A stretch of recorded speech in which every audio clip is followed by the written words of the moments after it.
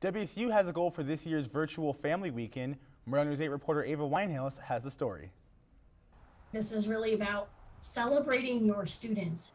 The goal Carrie Sampson has for WSU Family Weekends is to bring the community together, despite the distance we are experiencing. We want to connect with our Cougs and we want them to know that we care about their students and that we're here. Family Weekend was virtual this year, but countless events were still offered to engage students and their families with the university. But not everyone wanted to join the Zoom call. I think they're doing a good job at least putting it together and giving people the opportunity, but there's only so much you can do. If people don't want to come, then they're not going to come. There still were families, and I'm sure there were this spring, that said, I'm coming to Pullman.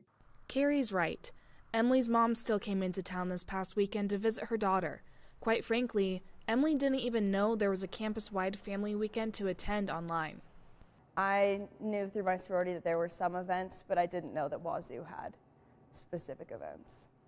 It's common for students to think of Greek life when they think of WSU family weekends. Like Emily thinks of Theta.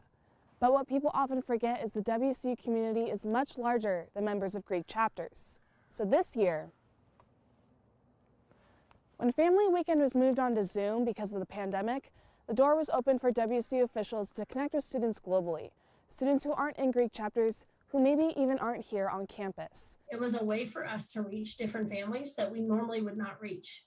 But they definitely want to be heard and connected with, and they want to know that their students are doing well at WSU, and they want to learn more about WSU and vice versa. We want to learn more about them.